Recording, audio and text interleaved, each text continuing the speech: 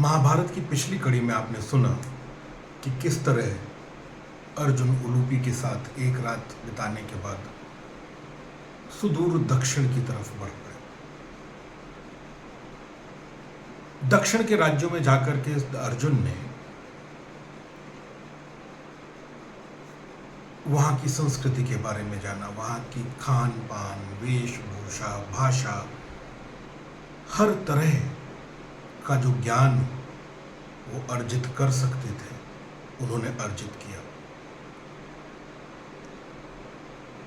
समंदरों को देखा, नारियल के पेड़ों को देखा और यह सब देखते हुए वे आगे बढ़ते गए।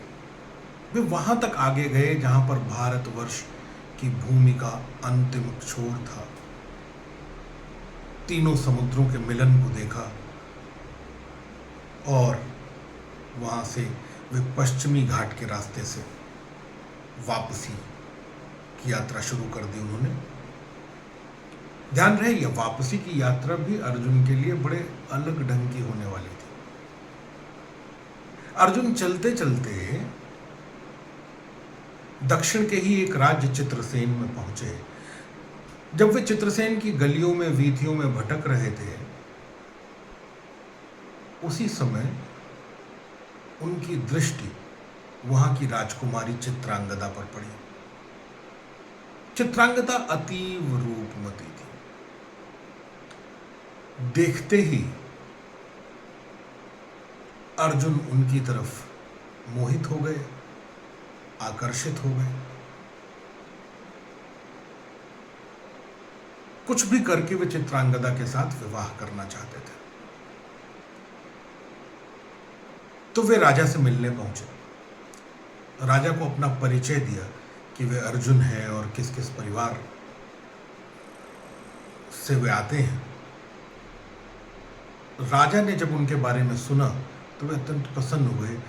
अर्जुन से उनके आने का कारण पूछा तो अर्जुन ने कहा कि वे चित्रांगदा से विवाह करना चाहते हैं। अच्छा, ये जो चित्रसेन नगर था, इस पे एक विचित्र त्रासदी चल रही थी कि पिछले कई लंबे समय से वहां पर राज परिवार में पुत्र उत्पत्ति नहीं हुई थी और राजा को उत्तराधिकारी पाने के लिए एक पुत्र की आवश्यकता थी। राजा सहर्ष चित्रांगदा से अर्जुन के विवाह के लिए मान गए, लेकिन उन्होंने एक शर्त रखी। शर्त यह रखी कि चित्रांगदा ना तो यह शहर छोड़ करके कहीं जाएंगी और जो उनका पुत्र होगा वह भी कहीं नहीं जाएगा और वह इसी नगर का शासक बनेगा, इसी राज्य का शासक बनेगा। अर्जुन चाहे तो हमेशा इस राज्य में रह सकते हैं। अर्जुन ने कहा कि वे तो हमेशा नहीं रह पाएंगे, किंतु उनको बाकी की शर्तें मंजूर हैं। खुशी खुशी चित्रांगदा और अर्जुन का विवाह हुआ। अर्जुन 3 माह तक बड़ा ही सुखद समय वहां पर बिताते रहे और फिर एक निश्चित समय पर चित्रांगदा गर्भवती हुई। ऋषियों मुनियों ने कहा कि पुत्रोत्पत्ति ही होगी। अर्जुन एक बार जैसे पीछे उलूपी को छोड़ करके आगे बढ़ गए थे, अब समय आ गया था जैसा उन्होंने राजा से कहा था। वे चित्रसेन नामक राज्य से आगे की तरफ बढ़ पड़े। फिर से वही पश्चिमी घाट के रास्ते से समुद्र की खूबसूरती देखते हुए, देशाटन में नई नई संस्कृतियों को तलाशते हुए आगे की तरफ बढ़ पड़े। बढ़ते बढ़ते उन्हें एक बात याद आई, क्योंकि अब जब पश्चिमी घाट से चल रहे हैं तो द्वारिका नगरी करीब में आने वाली हो, कि जिस समय द्रोणाचार्य के आश्रम में वे शिक्षा ले रहे थे, उसी समय वृष्णियों के राजकुमार भी, उनके कुल के सभी लोग भी द्रोणाचार्य के आश्रम में शिक्षा ले रहे थे और उनका एक बहुत करीबी मित्र बना वृष्णियों का, वो था गदा। और गदा ने एक बार अपनी चचेरी बहन के बारे में बताया था, सुभद्रा। उसके रूप के बारे में बताया था। तो जब कभी उसके रूप का वर्णन किया था, वह रूप बिना देखे ही अर्जुन के मन में छप गया था। तो उन्होंने सोचा जब लौट ही रहे हैं, क्यों नहीं सुभद्रा को देखने के लिए और श्री कृष्ण से मिलने के लिए द्वारका की तरफ प्रस्थान किया जाए। वे द्वारका की तरफ चल पड़े और जैसे जैसे वे द्वारका की तरफ बढ़े, गदा का बताया हुआ सौंदर्य वर्णन उनके मन में छाता चला गया। किंतु वो ये भी जानते थे कि द्वारिका में उन्हें हर कोई पहचानता है, हर कोई जानता है। तो क्या किया जाए कि कोई उन्हें पहचान ना पाए और वे भी सुभद्रा के दर्शन कर लें, देख लें आखिर कौन है सुभद्रा, कैसी है सुभद्रा। तो अर्जुन क्या करते हैं कि यति का रूप लेते हैं। यति मतलब एक नवयुवक, ऐसा साधु जो शरीर पर राख लपेट करके रहता है, बड़ी बड़ी जटाएं हैं और सन्यासियों के वस्त्र पहने हुए। लेकिन वो जानते हैं कि कोई और उन्हें पहचान पाए न पाए, श्री कृष्ण उन्हें जरूर पहचान लेंगे।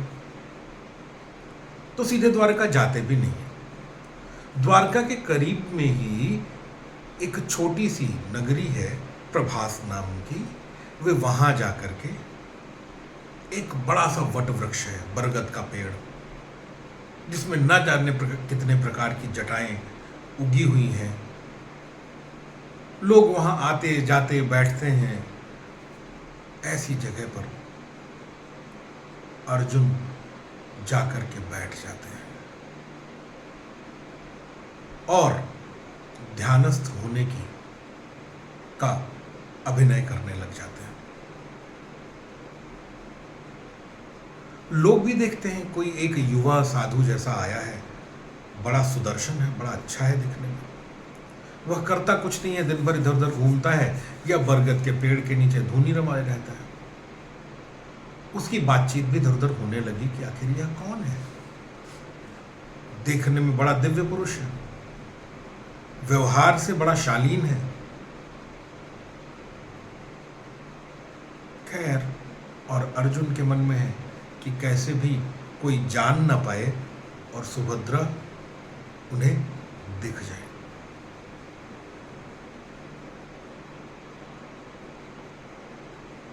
एक रात अर्जुन बैठे होते हैं उसी वट वृक्ष के नीचे, शरण ली हुई है वहां। सिर पर कोई छत नहीं है, दाएं बाएं कोई दीवार नहीं है। सुभद्रा के सौंदर्य के प्यासे अर्जुन वहीं लेटे हुए। चौमासे का महीना आ चुका है और जो पहली बारिश शुरू होती है वह चक्रवाती बारिश, बड़ी भयानक बारिश। लेकिन अर्जुन पर कोई असर नहीं पड़ रहा।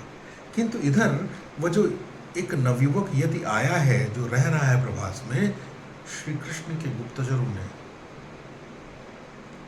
श्री कृष्ण को इसकी जानकारी दे दी है। अच्छा, श्री कृष्ण तो श्री कृष्ण ठहरे, जिनको हर चीज का हाल पता। उन्हें यह पता है कि कैसे अर्जुन 1 साल के देशाटन के लिए निकले हैं और अगर घूम करके आना है उनका रास्ता, तो ये जो भी वर्णन मिल रहा है कि बड़ी बलिष्ठ भुजाएं हैं, चौड़ा सीना है, सुदर्शन है और वो वहां पर पड़ा हुआ है, वह मन ही मन अंदाजा लगा लेते हैं, अनुमान लगा लेते हैं कि हो न हो यह अर्जुन ही है। एक दिन वे बैठे होते अपनी पत्नी सत्यभामा के साथ। एक दिन क्या, ये वही रात है जिस समय चक्रवाती बारिश हो रही है, वर्षा हो रही है, और अचानक से खिलखिला के हंस पड़ते हैं, बहुत जोर जोर से हंसते हैं। उनकी पत्नी सत्यभामा उनके पास आती है, कहती हैं क्या हो गया, क्यों हंस रहे हैं भगवान आप? तो वो कहते हैं कि अर्जुन की पूरी कथा बताते हैं और कहते हैं आज वो उस वटवृक्ष के नीचे बैठे भीग रहे होंगे। सुभद्रा का प्यार निश्चित रूप से उनको यहां पर ले आया है। तो मुझे लगता है कि खबर तो मुझे कुछ दिनों से है, आज जाकर के अर्जुन से मिल लेना चाहिए। और उधर अर्जुन भी मन ही मन एक इच्छा पाले हुए हैं कि श्री कृष्ण से मुलाकात हो जाए तो बहुत अच्छा, और अगर मुलाकात होगी तो उनकी मदद भी मिलेगी। सत्यभामा हामी देती हैं तो श्री कृष्ण तुरंत अपना रथ उठाते हैं और प्रभास की तरफ चल पड़ते हैं। थोड़ी देर में वे प्रभास पहुंचते हैं। उस वट वृक्ष के नीचे अर्जुन उस बारिश में भीगे हुए खड़े हैं और रथ आकर के उतर लगता है। भगवान श्री कृष्ण उतरते हैं, अर्जुन की तरफ बढ़ते हैं। अर्जुन को तो पहचानने में कोई परेशानी ही नहीं है। अर्जुन झट से उनके गले लग जाते हैं, कहते हैं आपने मेरे मन की बात जान ली, आप मुझसे मिलने आ गए, इससे अच्छा और क्या हो सकता है। तो कृष्ण मुस्कुराते हैं, कहते हैं लेकिन एक बात बताओ अर्जुन, तुम यहाँ यति के वेश में कर क्या रहे हो। अर्जुन तुरंत कहते हैं भगवान, क्या मेरे मन की कोई भी बात आपसे छिपी हुई है। गदा ने एक बार शारण की बहन सत्यभामा की खूबसूरती के बारे में बताया था, तो मैं उसे देखने आया हूं, और अगर हो सके तो उससे विवाह भी करना चाहूंगा। अगर आपका सहयोग मिल जाए तो चीजें बहुत आसान हो जाएंगी। तो श्री कृष्ण मुस्कुराते हैं, कहते हैं तुम्हारे साथ अपनी बहन का विवाह करने में मुझे कोई परेशानी नहीं है, मैं अपने पिता से बात करता हूं, लेकिन क्या ये सही होगा। भाई क्षत्रियों का धर्म है कि पहले दोनों लोग एक दूसरे के प्यार में पड़ जाएं और फिर तुम, अगर सुभद्रा तुम्हारे प्यार में आ जाती हैं, तुम उसे लो, इंद्रप्रस्थ ले जाओ और वहां विवाह कर लो। तो अर्जुन कहते हैं लेकिन ये कैसे संभव है, मैं तो सुभद्रा को पहचानता भी नहीं, जानता भी नहीं। तो एक पता बताते हैं, कहते हैं उस जगह पर जाओ, वहां एक मंदिर है, उसके प्रांगण में रहो, देखो कुछ ना कुछ अच्छा ही होगा। अर्जुन अगले दिन वहां जाते हैं उस मंदिर में, वहां भी एक पेड़ के नीचे बैठ जाते हैं। अर्जुन दिन भर साधनारत रहते हैं, लोग समझते हैं कि ये ईश्वर की साधना में है, लेकिन उनके पास एक बड़ा अच्छा विषय है, सुभद्रा, वो जिसकी सौंदर्य की साधना करते रहते हैं। लोगों की उनकी युवावस्था, अर्जुन की उनके सौंदर्य, और फिर तल्लीन हो करके एक वृक्ष के नीचे पद्मासन में बैठे रहना बड़ा लुभाता है।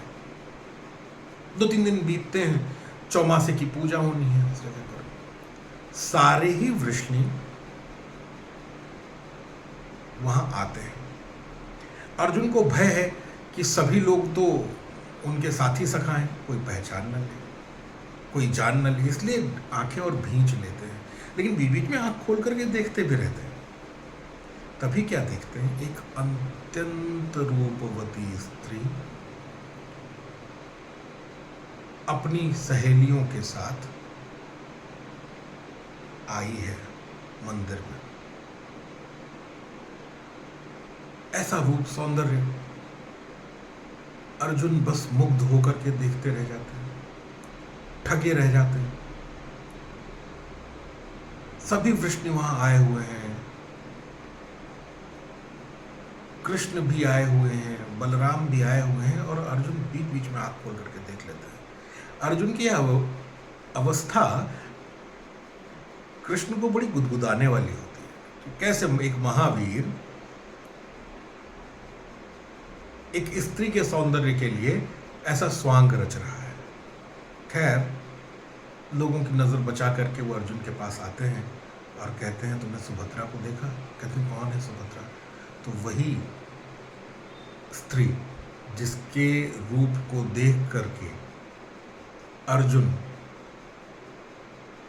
मंत्रमुग्ध रह गए थे, वही सुभद्रा थी। तो कहते अब मेरी मदद करिए। बोले चिंता मत करो, तुम बस यहीं बैठे रहो, कुछ ना कुछ अवश्य होगा। और कृष्ण वहां से चले जाते हैं। अब अर्जुन आंख बंद करके बैठ जाते हैं, कोई पहचान न ले, कोई जान न ले। बड़ा कोलाहल है, बहुत शोर है, बहुत लोग हैं, और इस भीड़ भड़के में वो एक युवा साधु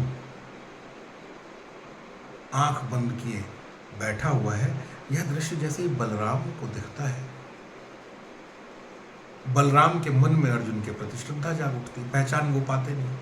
वो जाते हैं, अर्जुन को प्रणाम करते हैं, शीश नवाते हैं और पूछते हैं आप कौन हैं। जब बलराम नहीं पहचान पाते तो अर्जुन के मन में एक विश्वास आता है। अर्जुन बताते हैं कि वे एक युवा साधु हैं जो पूरे विश्व में घूम रहे हैं इधर उधर। बहुत सी संस्कृतियां उन्होंने देखी हैं, बहुत सी संस्कृतियां उन्होंने जानी हैं। वो कहीं पर भी एक जगह पर 2-3 रातों से ज़्यादा नहीं रुकते। लेकिन अब चौमासा आ गया है, भयानक बारिश है, इसीलिए उन्होंने यह मंदिर चुना है चौमासे को काटने के लिए कि बहुत बढ़िया विहंगम दृश्य यहाँ से नज़र आते हैं। बारिश भी हो रही है, तो एक बार जरा मौसम ठीक हो जाए तब वे आगे बढ़ें। इस बीच में बस भगवान की उपासना करते रहेंगे। यह बात सुन करके बलराम कहते हैं नहीं, मैं आपके रुकने की व्यवस्था करवाऊंगा। और हमारे वहाँ की परंपरा है कि हमारे घर की जो युवा स्त्रियां हैं वह किसी भी ज्ञानी मुनि ऋषि की सेवा करती हैं। तो मैं एक काम करता हूँ, सुभद्रा का जहाँ घर है उसके प्रांगण में आपके रुकने की व्यवस्था करवाता हूँ, और सुभद्रा आपकी देखभाल करेगी। अंधा क्या चाहे, 2 आंखें। अर्जुन के मन में लड्डू फूट रहे हैं और वे कृष्ण को बुलाते हैं। कहते हैं इस साधु की रुकने की व्यवस्था आप सुभद्रा के वहां करिए। अब कृष्ण कहाँ खिंचाई से बाज आने वाले हैं। कृष्ण आश्चर्यचकित नजरों से बलराम की तरफ देखते हैं और कहते हैं आप क्या कर रहे हैं? आपने इस साधु का रूप देखा है? दिव्य है, सुदर्शन है, बलिष्ठ कंधे हैं, मजबूत भुजाएं हैं, चौड़ा सीना है। सुभद्रा अभी बहुत नव युवती है। आप अगर इस साधु को उनके वहां रख देंगे तो ये तो तेल और आग को साथ में रखने जैसा हो जाएगा। अगर कहीं कुछ गड़बड़ हो गई तो क्या होगा? वे अर्जुन की तरफ बलराम बड़े ध्यान से देखते हैं और कहते हैं नहीं, ऐसा कुछ नहीं होगा। और तुम हर बार मेरी बात को काटते हो, यह बात मुझे स्वीकार नहीं है। याद रखिएगा, बलराम के साथ खींचातानी वाला एक नटखटपन वाला रिश्ता हमेशा कृष्ण रखते हैं। बलराम वही नटखटपन समझते हैं और वो कहते हैं नहीं, मैं ये बात नहीं मानूंगा। यह जो युवा साधु है यह सुभद्रा के प्रांगण में ही रहेगा। उचित आदेश दिए जाते हैं और संध्या काल तक अर्जुन को कहीं और नहीं, सुभद्रा के घर के प्रांगण में रुकने की व्यवस्था करवा दी जाती है। आगे जो होने वाला है वह अत्यंत ही रोचक है, जिसको हम अगली कड़ी में सुनेंगे। धन्यवाद।